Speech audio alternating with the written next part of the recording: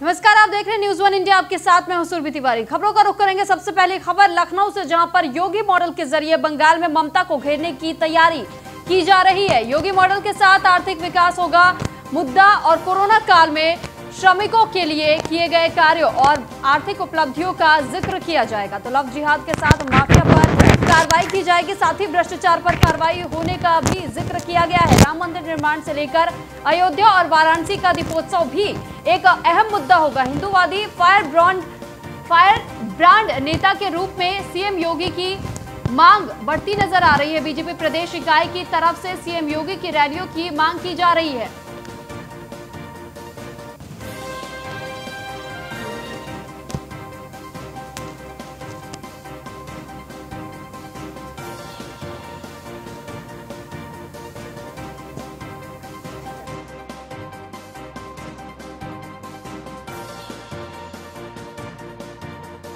तो ये बड़ी जानकारी कि राम मंदिर निर्माण से लेकर अयोध्या तक के मॉडल पर चर्चा होगी। योगी मॉडल के जरिए ममता को घेरने की तैयारी हो रही है और अब बंगाल में भी बीजेपी कहीं ना कहीं अपना दांव खेलने की तैयारी में नजर आ रही है। लगातार कोशिशें बीजेपी की तरफ से बंगाल में सत्ता पर काबिज होने की जा रही है और योगी मॉडल को लेकर के आर्थिक विकास का मुद्दा बंगाल में इस बार दिया जा रहा है। कोरोना काल में श्रमिकों के लिए किए गए कार्य और आर्थिक तौर पर जिस तरीके से बीजेपी ने काम किया है उसको लेकर के घेरने का काम अब बंगाल में देखा जा सकता है। साफ तौर पर योगी सरकार का कि किस तरीके से अब बंगाल में बीजेपी अपना सत्ता हासिल करने के फिराक में लगातार तमाम प्रयास कर रही है।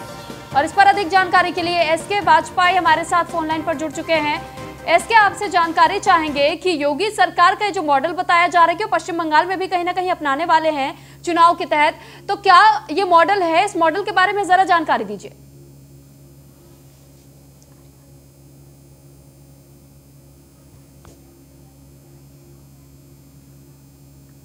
एसके, आपको क्या मेरी आवाज मिल पा रही है? जी बिल्कुल।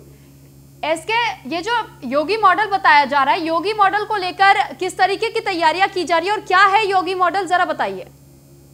निश्चित तौर पर हम देखें जिस तरीके से पश्चिम बंगाल में चुनाव होने हैं और भारतीय जनता पार्टी के प्रदेश से लेकर राष्ट्रीय स्तर के नेता लगातार वहां पर दौरा कर रहे हैं और अपने संगठन को मजबूत करने के साथ ही जो भी केंद्र और प्रदेश सरकारों की, जहां पर भाजपा शासित सरकारें हैं, उनकी जो योजनाएं हैं उसको बताने की कोशिश की जा रही है। तो कहीं ना कहीं उत्तर प्रदेश के मुख्यमंत्री योगी आदित्यनाथ का जो मॉडल है, लगातार चाहे वो आर्थिक क्षेत्र में रहा हो या फिर जिस तरीके से उन्होंने माफिया पर कार्रवाई की है, लव जिहाद के मामले पर कानून बनाया है, राम मंदिर से लेकर अयोध्या और वाराणसी, क्योंकि हम कहें कि पौराणिक महत्व के स्थान है, उन स्थानों के विकास और साथ साथ में वहां बड़े पैमाने पर जिस तरीके से नवीनीकरण कराया गया है उसका मामला रहा हो, इन सारी चीजों को लेकर बीजेपी पश्चिम बंगाल में ममता को घेरने की तैयारी में है। तो निश्चित है कि अब जो सीएम योगी आदित्यनाथ का मॉडल है, चाहे वो ऐतिहासिक महत्व की चीजें रही हो, चाहे पौराणिक महत्व की चीजें रही हो, धार्मिक तौर पर जो स्थान महत्वपूर्ण है उनका विकास बड़े पैमाने पर सीएम योगी आदित्यनाथ ने कराया है। कोरोना काल के दौरान अगर हम देखें तो जिस तरीके से मजदूरों, श्रमिकों, कामगार जो बाहर से आ रहे थे उनको चाहे एमएसएमई के जरिए कार्य दिया गया हो या स्थानीय स्तर पर मनरेगा में उनको समायोजित कर उनकी नौकरियां चली गई थी, तो उनको किस तरीके से उनका जीवन यापन हो उसके लिए व्यवस्था करने की बात रही हो। तो ये वो जी, लेकिन इसके यहाँ पर बंगाल में, पश्चिम बंगाल से जिस तरीके से देखा जा रहा है कि लगातार तमाम प्रयास किए जा रहे हैं बीजेपी की तरफ से कि एक बार कोशिश की जाए, और जिस तरीके से 200 सीटों का नारा पिछली बार जब दिया गया था बीजेपी की तरफ से, लेकिन वो तो सफल नहीं हो पाया था। इस बार अमित शाह ने खुली चुनौती ममता बनर्जी को दे दी है कि 200 सीटों का जो लक्ष्य है उनका, इस बार वो पूरा किसी भी कीमत पर करेंगे। क्या लगता है, ममता बनर्जी उन्हें मात देने में इस बार सफल साबित होंगे या फिर पीछे हटती हुई ममता बनर्जी ही नजर आएंगी? बिल्कुल, जिस तरीके से जो वर्तमान घटनाक्रम पश्चिम बंगाल में चल रहा है, जिस तरीके से ममता बनर्जी के जो बड़े बड़े नेता हैं लगातार भाजपा की सदस्यता ले रहे हैं और बीजेपी की जो सभाएं हो रही है, चाहे वो बीजेपी के राष्ट्रीय अध्यक्ष की सभा रही हो या फिर उसके अलावा अमित शाह का रोड रहा हो। ठीक है, इसके आप हमारे साथ बने रहिएगा। यहाँ पर अनिला सिंह बीजेपी प्रवक्ता हमारे साथ फोन लाइन पर जुड़ चुके हैं। अनिला जी, बहुत बहुत स्वागत है आपका न्यूज़ वन इंडिया में। जी अनिला जी, सबसे पहला सवाल मेरा ये रहेगा कि कहा जा रहा है बीजेपी लगातार अब योगी मॉडल को लेकर के बंगाल में कहीं ना कहीं प्रवेश करने की इच्छा जाहिर कर रही है और कोशिश यही है कि 200 जो सीटों का लक्ष्य निर्धारित किया गया है उसे किसी भी कीमत पर पा लिया जाए। क्या लगता है कि इस बार बीजेपी पश्चिम बंगाल में अपना खाता खोल पाएगी और सत्ता पर काबिज हो पाएगी?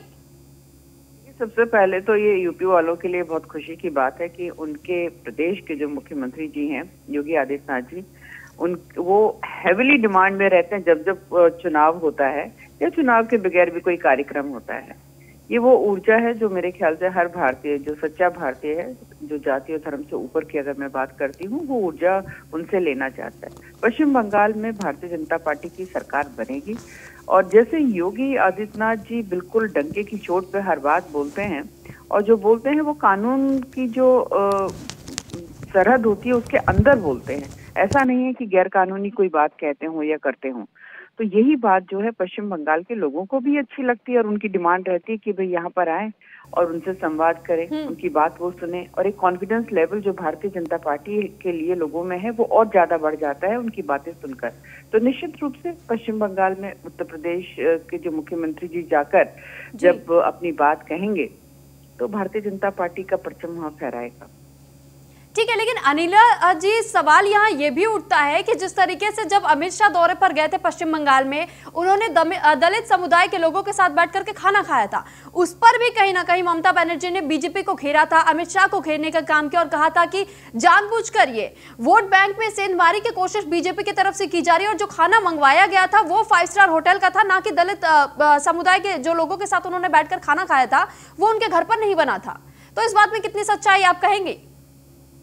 देखिए, ऐसा है कि संविधान ने अधिकार दिया हुआ है राइट टू स्पीच, आप कुछ भी कह लीजिए। हाँ, इस चीज को उनको अप्रिशिएट करना चाहिए कि भाई ठीक है कि हम लोगों को कोई भी जाति हो, कोई भी धर्म हो, सब जो एक देश का कानून है, देश का संविधान है, सबको बराबरी का अधिकार देता है, तो उन सबको हमें उस फोल्ड में लेकर आना है। तो उनको क्यों परेशानी हो रही है इस चीज की? मेरे को लगता है कि जितना ज्यादा वो इस प्रकार के कटाक्ष करेंगी या स्टेटमेंट्स देंगी उससे उनकी सच्चाई और ज्यादा उजागर होगी। वैसे योगी आदित्यनाथ एक मुख्य और अहम चेहरा माने जाते बीजेपी के और उन्हीं का मॉडल अब पश्चिम बंगाल में भी अपनाने की बात की जा रही है। अनिला जी, क्या लगता है कि क्या ये मॉडल वाकई काम करेगा बीजेपी के लिए और पश्चिम बंगाल में अपनी सत्ता हासिल कर पाएगी बीजेपी? देखिए, ये मैं जानती हूँ कि पश्चिम बंगाल में भारतीय जनता पार्टी की सरकार बनेगी और जैसे कि मैंने शुरुआत में कहा कि योगी आदित्यनाथ जी की डिमांड जो है ना हर जगह होती है। अभी हमने देखा था कि तेलंगाना में जब चुनाव हुए वहां पर भी हो, जम्मू कश्मीर में चुनाव हुए वहां पर भी, जहां पर भी चुनाव होते हैं, क्योंकि एक लेवल ऑफ कॉन्फिडेंस जो है ना लोगों का बढ़ जाता है। जी अनिला जी, आप बने रहिएगा हमारे साथ। इस वक्त हमारे साथ कांग्रेस के एमएलसी दीपक सिंह भी जुड़ चुके हैं। तो सबसे पहले दीपक जी, बहुत बहुत स्वागत है आपका न्यूज़ 1 इंडिया पर। दीपक जी, मेरा सवाल ये रहेगा कि अनिला जी ने भी अभी साफ तौर पर ये कह दिया है कि पश्चिम बंगाल में अपना खाता खोलने की तैयारी बीजेपी कर चुकी है और योगी आदित्यनाथ के मॉडल को लेकर के अब बीजेपी ये कोशिश कर रही है कि पश्चिम बंगाल में अपनी सत्ता ला सके। क्या लगता है कि वाकई योगी आदित्यनाथ का जो मॉडल तैयार किया गया है उससे बीजेपी अपना खाता खोल पाएगी पश्चिम बंगाल में? देखिए, एक राष्ट्रीय पार्टी है, खाता खोलने का सवाल है। पहले तो उनके एक आध एमएलए रहे हैं, तो मैं भी चाहता हूँ खाता खोल ले। एक वहाँ के मैनेजर ने कहा है 10 सीट पा जाएगी भारतीय जनता पार्टी तो कांग्रेस राजनीति छोड़ देंगे। रही आदित्यनाथ की बात, उत्तर प्रदेश संभल नहीं रहा। उत्तर प्रदेश की चर्चाएं देश भर में हो रही हैं। उत्तर प्रदेश सबसे ज्यादा अपराधों वाला राज्य हो गया है, सबसे ज्यादा भ्रष्टाचार राज्य हो गया है, सबसे और बीमारू राज्य हो गया है, सबसे ज्यादा उद्योग बंद होने वाला राज्य हो गया है। और योगी आदित्यनाथ जी जहां जहां जाते हैं इसकी तोहमत उन पर लगती है। जिस सीटों पर इन्होंने जहर बोए हैं वो सीटें हारी हैं। छत्तीसगढ़ गए वहां हारी हैं, राजस्थान गए वहां हारी हैं, बिहार में जहां जहां प्रचार किया वहां हारे हैं, मध्य प्रदेश जहां प्रचार किया वहां हारे हैं। लेकिन दीपक जी, फायर ब्रांड नेता के तौर पर योगी आदित्यनाथ को देखा जा रहा है। साथ ही साथ अयोध्या का जो फैसला आया, वाराणसी में जो दीपोत्सव किया गया, हिंदवादी फायर ब्रांड के तौर पर सीएम योगी को देखा जाता है।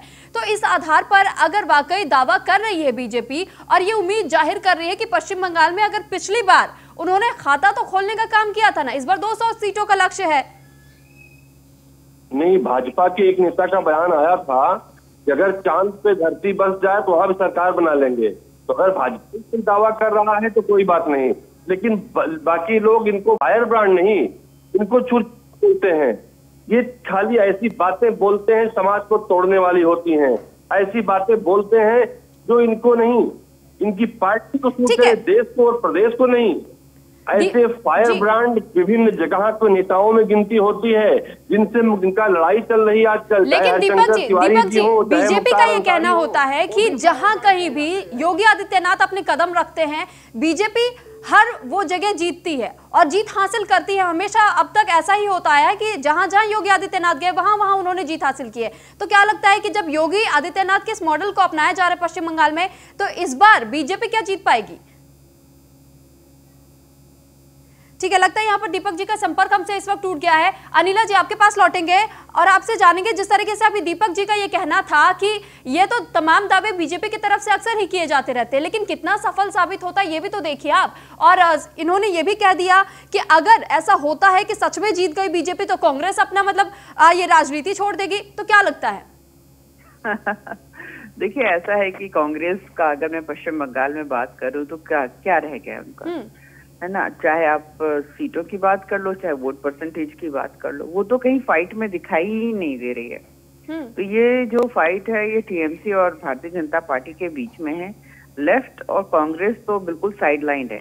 ये लोग तो अपनी बयानबाजी करते रहे क्योंकि इनके पास इस प्रकार के नेता बचे ही नहीं। इनके तो आपस में ही ये लोग कपड़े फाड़ रहे, एक दूसरे के ऊपर आरोप लगा रहे हैं, जिनको ये समझ में नहीं आ रहा कि इनको आज तक आप देखिए फुल फ्लेजेड अध्यक्ष या अध्यक्षा नहीं मिल पाई है।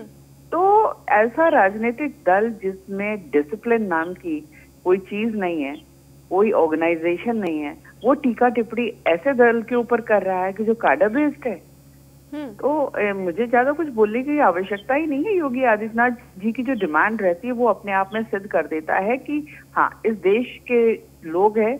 अगर मैं पश्चिम बंगाल में मुस्लिम्स की भी बात करती हूँ तो वो भी परेशान है क्योंकि ममता बनर्जी ने बांग्लादेश से और रोहिंग्या को सबको बुला बुला के वहां पे बसा दिया, उनका वोटर आईडी कार्ड बनवा दिए। तो वहां का जो मुस्लिम कम्युनिटी है वो भी बहुत ज्यादा परेशान है।